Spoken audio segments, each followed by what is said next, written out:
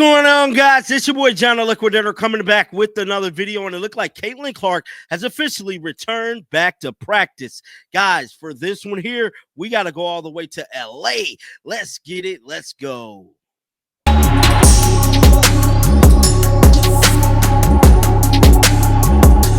So we all know rumblings was around the scenes that Caitlin Clark has been participating back in practice.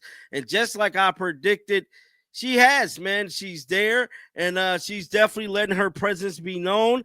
And if you zoom in real good, you can maybe catch her. Shout out to Chloe Peterson with the Indy Star. She was the one who kind of captured this moment out in Los Angeles today. That is the Indiana Fever practicing before tonight's matchup against the Los Angeles Sparks, which the Fever cannot lose this one, bro. I just feel it in my body. They cannot lose this game. They have been falling short to the Sparks all year long. So this is the photo right here. As you guys can see to your left, Caitlin Clark is there inbounding the ball. It's crazy because there's not that many media people there. But they're practicing at, I believe that's Crypto Arena, I believe. I don't know 100%. But she also did pre shoot around drills with the team in that Seattle game. She came to the arena in Seattle dressed out. So if it was up to me, if I could bet my money on it, I'm sticking to my 2-week time frame.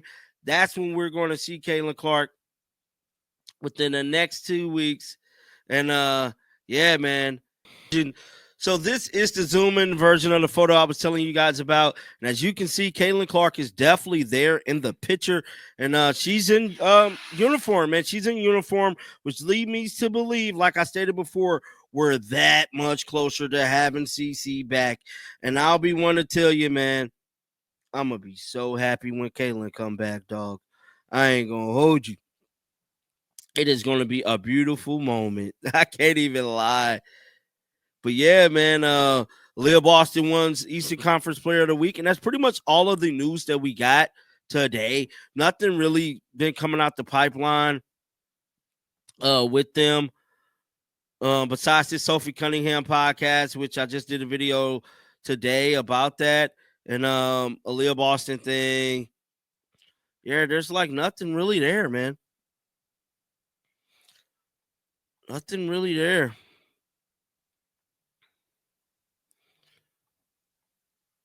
But I will definitely keep you guys posted on stories today, and I'm going to just probably play another video within this one.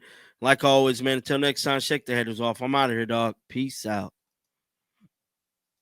You know, everybody has not been very welcoming to Caitlin Clark coming into the WNBA. She has been receiving a lot of hate and pretty much being targeted throughout her whole rookie season. Well, guess what? This is year 2, and it's time to run this thing back. Now, there is a lot to be excited about going into this year, is that Caitlin Clark has a new basketball team, and now they're kind of favorites to win the WNBA championship. Now, I just did a video before pretty much telling y'all about Caitlin Clark breaking her silence about the insult and how brutal the transition was. But in this video, there's a few WNBA veterans that kind of had a lot to say about Caitlin Clark actually changing the WNBA, because we know before Caitlin Clark got there, they was not getting charter flights. A lot of their games weren't coming on TV, and hell, they definitely did not have a $2 billion media rights deal. And quite frankly, they owe everything to Caitlin Clark. Until they start acknowledging that, we will forever be at a place to where it will be difference between old WNBA fans and new WNBA fans, because I keep telling you guys this. The old WNBA fans was like a cult, right? And they didn't want people in their cult. They just thought everything was going to be great for what it was, because it was just them and their smaller group, and they thought they ran the league. Same thing with WNBA media. It was a small group of people in the media. They thought they controlled everything that come out of the WNBA for its headlines and stuff like that. Then, boom, Caitlin Clark comes, bringing the casual fan, and that's something this league has not seen before.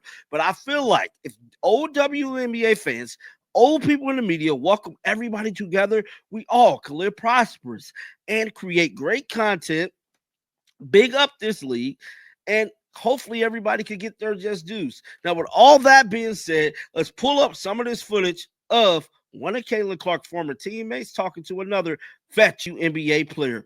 Roll the footage. I got to be with those women up close and personal. I was in practices. I was at shoot arounds. I was in the locker room. That's I was doing great experience, though. So you was able to get a real close view of what it was like to be a WNBA player at that time. Yeah, and it was like not glamorous at all. But I was a kid, so to me, I thought it was like the most amazing thing ever. Right. But when you have conversations with like Taj and stuff like that, they're like, "That was a mess. It was ghetto. It was bad. It was a mess." Yeah.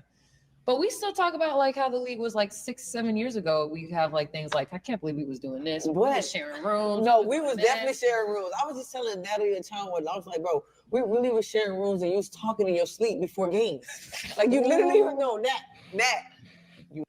Now you guys heard Erica Willard say they were sharing hotel rooms before the Caitlin Clark hype. Y'all do realize how like weird that is. They were sharing hotel rooms before Caitlin Clark got there, bro. This is crazy.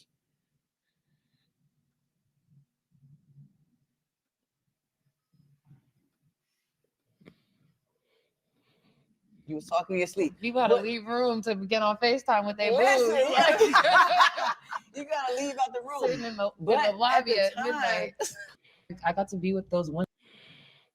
So that was the clip there, and I'm telling you right now, it is crazy that they literally had to share rooms. Shout out to Caitlin Clark Soldier. They stated Erica Wheeler and Lexi Brown discussed how bad the WNBA was before Caitlin Clark. Now, some of these comments on here, let's look and see if we can get to some of these comments. This comment said, BC has me effing dying. Yeah, that's before Caitlin Clark. Somebody said, on God, someone blocked me last year for using BC. They so mad. Somebody said, damn, I thought it was first. Somebody said, thank God for those who came before us and secured shared rooms, commercial airlines, and practices at the YMCA. Somebody said, BC, oh, damn. And that's literally going to be a terminology for the future.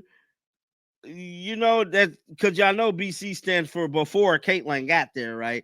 And so they now have a little distinction to separate the times in the WNBA from when Caitlin was there to when she wasn't there. Moving on to another story that is Seth Rollins, WWE superstar, actually speaking about Caitlin Clark. He had a lot to say, man. Let's roll the footage right now. Yes. So how impactful has been Caitlin Clark to Iowa and to women's sports? I love Caitlin Clark, man. I love Caitlin Clark. I love it. So Seth Rollins is from Iowa. I did not know that. That is shocking in itself. I want to get blasphemous here, but I mean, it's Jordan-esque. I mean, she's changed the game. She's so unassuming, you know. You look at her, you don't think anything. You don't think she's a star. You don't think she's going to just be balling out on everybody, and she does, you know. Yeah. And to see what she's done for women's sports, you know, obviously the WNBA specifically, but just women's sports in general. Even the fact that like you get all this conflict at the top in the WNBA now about arguing like whether or not it should be her or is like Paige Buckers is coming out this year and now she's going to be the top dog and like just this like is it Angel Reese, like who deserves the credit? The fact that we're even having that conversation, I think, is amazing. And to see what she's done and the amount of money she's been able to bring in for the women in sports, I love it. You know, in Iowa, we ain't got much, man. We ain't got no sports teams. That's why I'm a Bears fan. And so to see like people rally behind her is so cool. And like, I get it mostly because my Facebook's private. All my other socials are like, you know, public, but my Facebook's private. It's all my friends from back home in Iowa. So just every time like anything happens with her in the news cycle, like they're all over. They're in such defense of Caitlin Clark, and I just love it. I think she's great. I can't wait to see like her sophomore year, what she's going to do. Like it's going to be fantastic. And then you get this, I mean, it's only going to grow. So yeah, great question. I'm glad we got to talk about her. She's awesome. Shout out to Seth Rollins, man.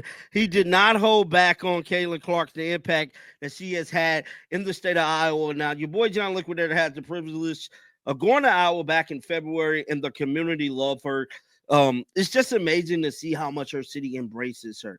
I mean, Caitlyn is literally a regular chick, bro. And like so many people just said, hey, yeah, I played against her in high school, or oh, I seen her here, there. Like she's so regular, like you wouldn't think she's as big as she is, but she lives just such a normal life back home in Iowa, man. Shout out to Kayla Clark. Shout out to the Iowa Hawkeye fans.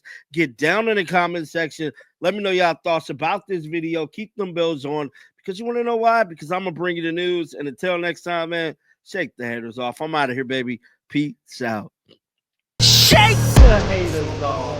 No, I don't take shit. I got no love for the fakeness. If you wanna play tough and wanna hate this, I'll always show up. I don't ever slow up. No, I don't take shit. I got no love for the fakeness. If you wanna play tough and wanna hate this, I'll always show up and make